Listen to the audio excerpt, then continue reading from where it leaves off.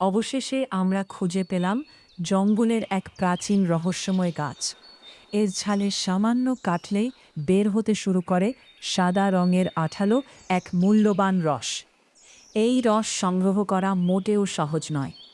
দিনের পর দিন ধৈর্য ধরে তা জমাতে হয়।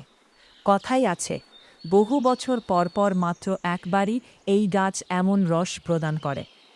পর্যাপ্ত রস সংগ্রহ হওয়ার পর সেটিকে কাঠের আগুনে ধীরে ধীরে গরম করা হয়। সময়ের সঙ্গে সঙ্গে রসটি স্বচ্ছ ও ঝকঝকে তরলে পরিণত হয়। আর সবচেয়ে আশ্চর্যের বিষয় হল, ঠান্ডা পানির সংস্পর্শে আসতেই এটি সোনার মতো উজ্জ্বল এবং পাথরের মতো শক্ত হয়ে যায়। এরপর শুরু হয় আরেকটি গুরুত্বপূর্ণ ধাপ।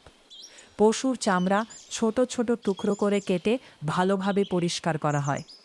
তারপর ধৈর্য ধরে সেদ্ধ করা হয়, যাতে এর ভেতরে থাকা প্রাকৃতিক কোলাজেন ধীরে ধীরে গলে ঘন জেলির মতো নিরাশে পরিণত হয়।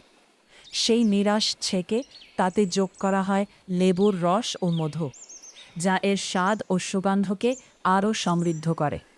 অন্যদিকে সারা রাত ভিজিয়ে রাখা মিষ্টি চান ধুয়ে রোদে শুকানো হয়। অতিরিক্ত আর্দ্রতা দূর হওয়ার পর চালগুলো খুব সূক্ষ্মভাবে গুঁড়ো করা হয়।